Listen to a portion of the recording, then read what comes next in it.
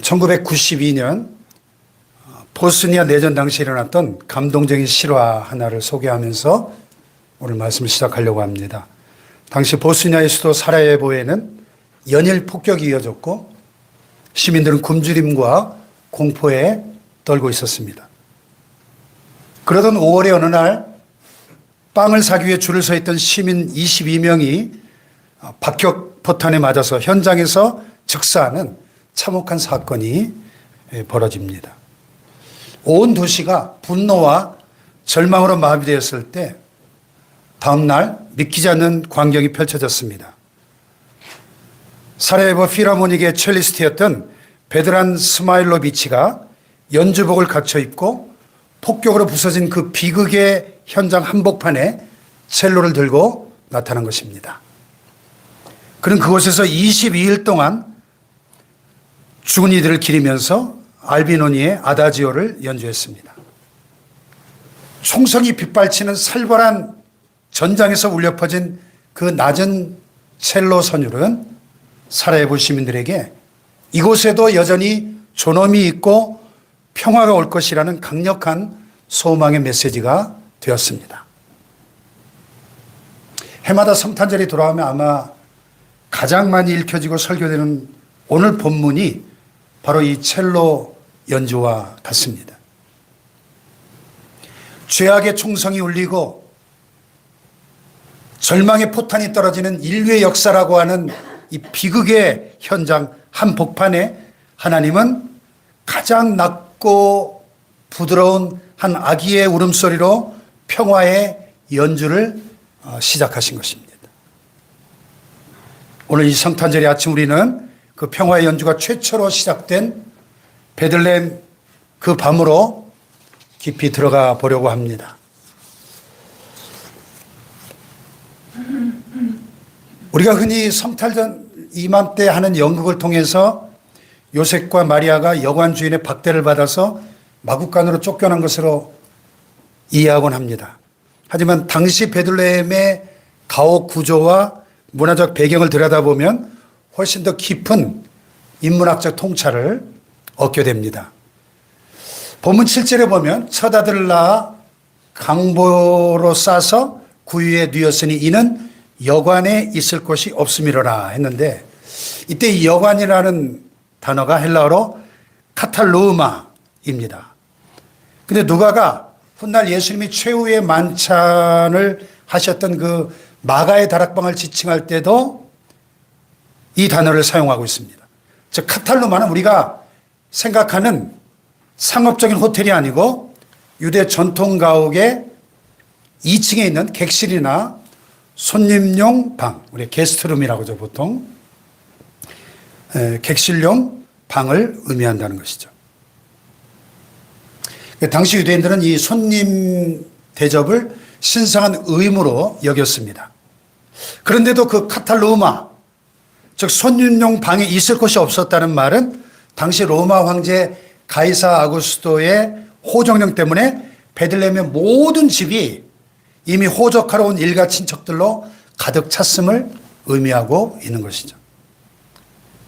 결국 만삭된 마리아가 갈 수 있었던 곳은 집안의 가장 낮은 곳, 즉 밤이 되면 가축들을 들여놓는 그 1층 바닥이나 천연 동굴 형태의 가축 우리뿐이었다는 것입니다.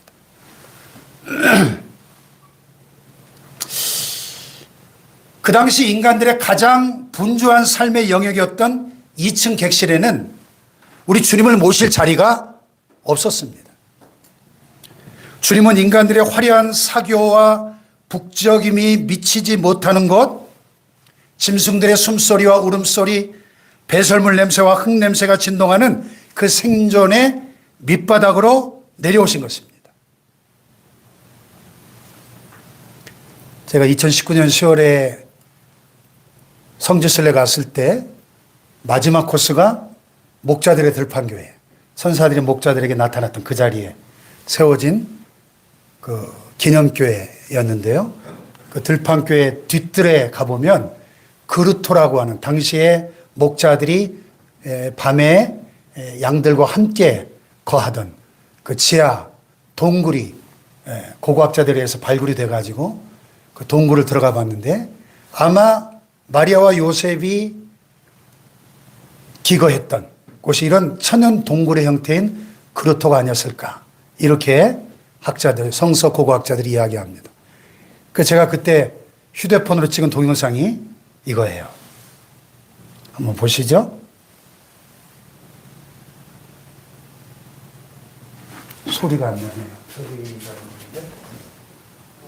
거주지의 모습입니다. 자, 이게 음악이 안 꺼졌네요. 다시요. 네, 이것은 그루터라고 불리는 예수님 당시에 목자들이 거주하던 거주지의 모습입니다. 그루터는 작은 동굴이라는 뜻인데요. 아마 예수님께서도 이런 작은 동굴 속에 짐승들을 키우는 우리감에 고유해서 탄생하신 것으로 보여집니다. 이게 일주일간 성지순례의 마지막 코스였는데 이 동굴에 들어갔었을 때 제가 얼마나 은혜를 많이 받았는지 몰라요. 야, 진짜 감동이었어요. 야, 예수님이 이런 곳에 오신 것이구나. 할렐루야. 네. 기회가 되면은 우리 한번 같이 갑시다. 이스라엘. 돈 좀 모아놓으세요. 네? 지금 좀 전쟁 좀 가라앉고 평화가 오면 이 자리에 한번 다시 가보고 싶어요. 자, 더군다나 첫 아들 낳아 강보로 싸서 구유에 뉘었으니 했는데요. 여기서 구유로 번역된 헬라어 파트네는 소나 말이나 양 같은 그 짐승들의 먹이를 담았던 여물통을 말해요. 이 파트네라는 단어가 신약 누가복음에만 4번 나오는데요. 이 주제는 매우 중요한 것입니다. 왜냐하면 메시아이신 하나님의 아들 예수님께서 가장 비천한 신분으로 너무나도 초라한 모습으로 보잘것없이 이 세상에 오셨음을 단적으로 말해주기 때문에요. 한번 생각해 보세요. 하나님이신 그분이 하나님 자신이 한 아기의 모습으로 찾아오셨는데 그 귀하신 몸을 구유에 짐승의 여물통에 처음으로 누이셨다는 것입니다. 그래서 누가복음을 기록한 저자 누가는 이 구유를 통해서 이 구세주의 비천한 탄생을 당시 세계를 호령하던 로마 황제 가이사우스도의 화려한 영광과 의도적으로 대조를 시키고 있습니다. 이것은 아무데도 머리둘 곳조차 없으셨던 하나님의 아들 구세주 예수님의 놀라운 겸손과 고난을 상징하고 있는 것이죠. 이것은 또한 하나님께서 인간의 고통을 관념적으로만 이해하시는 분이 아니라 인간의 가장 비참한 실존의 자리까지 직접 내려오셨다는 사실을 잘 보여주는 고고학적 증거이기도 한 것입니다. 아멘. 12절에서 천사는 목자들에게 구세주 탄생의 표적을 알려주는데요. 12절을 같이 읽어볼까요? 시작.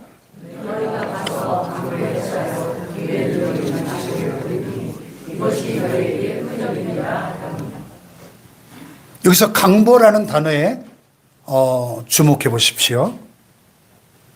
당시 유대인들은 아기가 태어나면 팔다리를 곱게 펴서 천으로 단단히 감쌌습니다. 이것은 아이가 바르게 자라기를 바라는 의미도 있었지만은 광야의 거친 환경으로부터 아기를 보호하기 위한 것이었습니다. 그런데 성서 고고학자들의 연구에 따르면 광야를 떠돌던 이들에게 이 강보는 때때로 죽음을 대비한 수위가 되기도 했다고 합니다.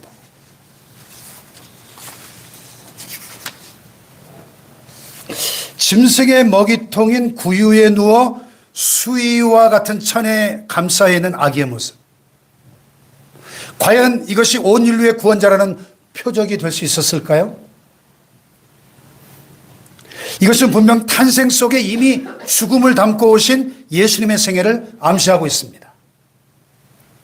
주님은 태어나실 때도 남의 구유에 누우셨고 돌아가실 때도 남의 무덤에 누우셨습니다. 그분은 저와 여러분을 살리시기 위해서 자신의 전생애를 비움으로 채우신 것입니다. 아멘. 그래서 바울은 빌립보서 2장에서 이렇게 이야기했죠. 그는 시작. 그는 근본 하나님의 본체시나 하나님과 동등됨을 취할 것으로 여기지 아니하시고 오히려 자기를 비워 종의 형체를 가지사 사람들과 같이 되셨고 그랬습니다.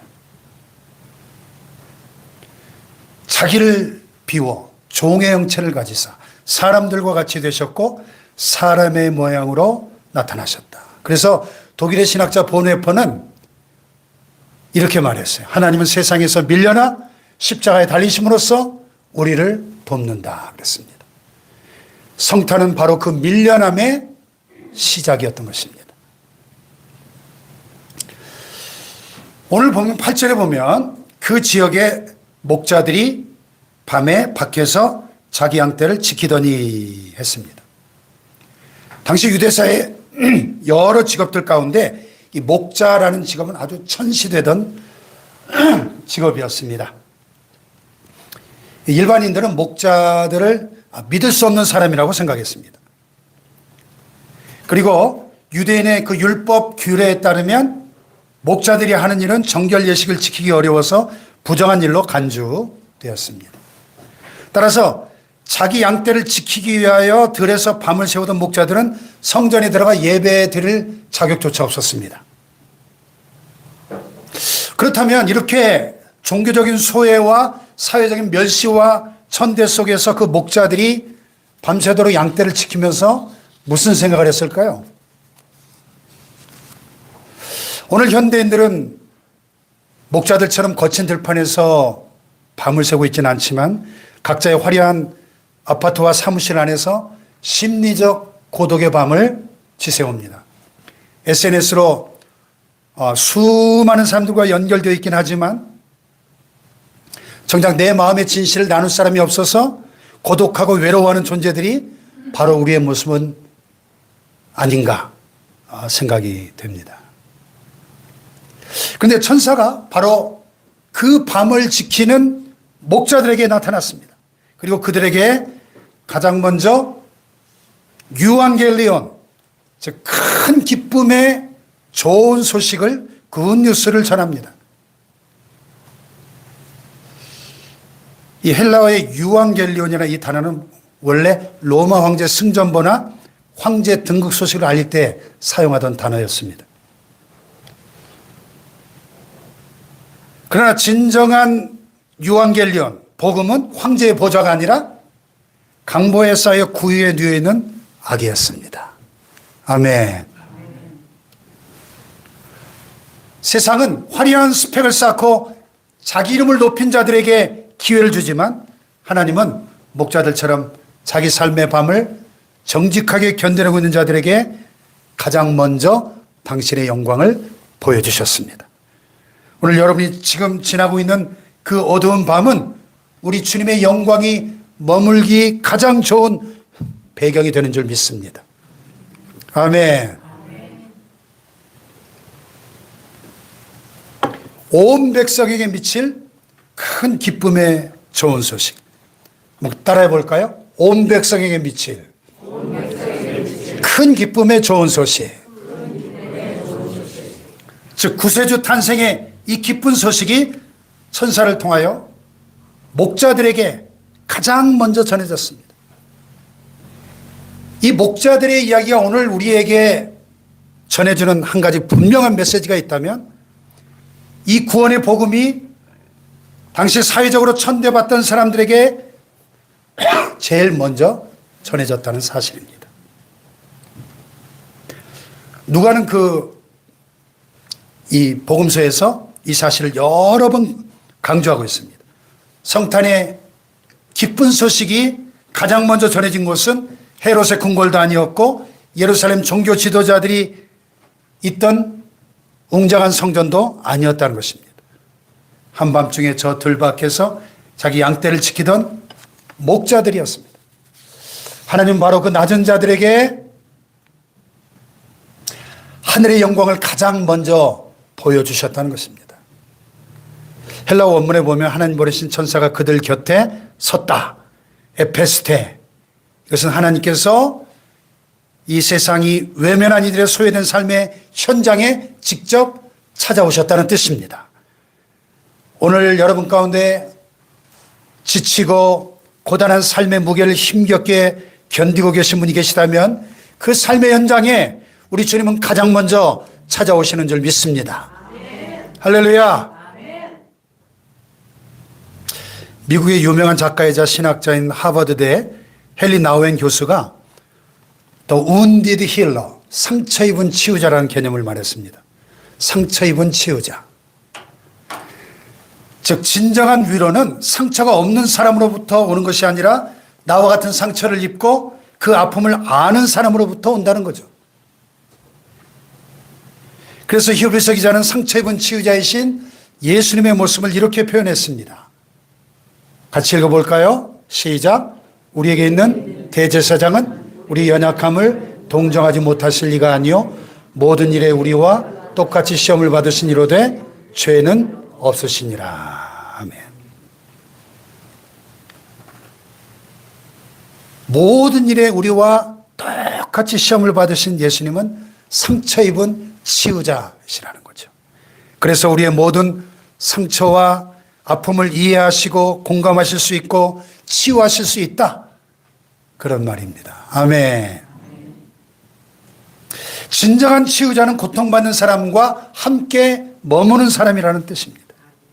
나도 당신처럼 아파본 적이 있습니다. 라는 무언의 공감이 전문적인 상담가의 조언보다 훨씬 더 강력한 치유의 힘을 발휘한다는 것입니다. 네. 오스트리아의 한 병원에 가면 로비에 아주 특별한 조각상이 하나 서 있다고 합니다. 십자가에 못 박히신 예수님의 상인데 보통 우리가 보는 십자가상은 이렇잖아요. 그런데 이 병원에 있는 십자가상의 예수님은 양팔이 없어요. 근데 그 조각상 밑에 이런 문구가 적혀 있답니다. 나에게는 이제 팔이 없습니다. 하지만 여러분의 팔이 내 팔이 되어 이웃을 안아주십시오. 아멘. 그렇습니다. 근본 하나님의 본체이셨던 예수님이 강보에 쌓여 구유에 누우신 이유는 그분의 손발이 묶이고 낮아짐으로 이 땅의 모든 상처 입은 자들을 안아주시기 위한 것이었습니다. 아멘. 예수님은 구유라는 상처의 자리에 누우심으로 우리를 치유하신 상처 입은 치유자이십니다. 아멘. 사랑하는 여러분, 오늘 우리는 예수님이 탄생하시던 그 당시 베들레헴의 이 역사적, 지리적, 문화적 배경을 통해서 성탄의 신비를 함께 살펴보았습니다. 여관에 자리가 없어서 짐승들이 사는 마국간과 구유로 가셔야 했던 그 주님은 오늘 우리의 마음을 두드리고 계신 것입니다. 우리의 마음이 세상의 염려와 욕심과 분주함으로 꽉 들어차 있어서 정작 주님이 누우실 카탈로마, 즉 2층 방이 없다면 주님은 기꺼이 여러분의 가장 낮고 은밀한 심령의 구유로 내려가실 것입니다. 아멘. 그날 밤 하늘에 울려 퍼졌던 천군 천사들의 찬송의 내용이 뭐예요? 지극히 높은 곳에서는 하나님께 영광, 땅에서는 하나님이 기뻐하시는 사람들 중에 평화로다. 아멘. 지극히 높은 곳의 영광이 가장 낮은 우리의 삶의 평화로 임하셨습니다. 가장 낮은 곳으로 임하신 가장 높은 곳의 평화. 다 같이 가장 낮은 곳으로 임하신 가장 높은 곳의 평화. 이제 우리도 목자들처럼 베들레헴으로 달려가십시다. 화려한 장식 뒤에 감추어진 구유 안에 누우신 아기 예수를 만납시다. 그분 앞에 꿇어 엎드려 경배합시다. 그리고 그분이 주시는 참된 하늘의 평화, 샬롬을 품고 세상을 향하여 나아가시기를 축복합니다. 이번 성탄절에 우리의 심령도 가정도 교회도 일터도 눈물 젖은 그 밤의 현장도 모두 하나님의 영광으로 가득 찬 베들레헴 들판이 되시기를 주님의 이름으로 간절히 축복합니다. 일어나십시다.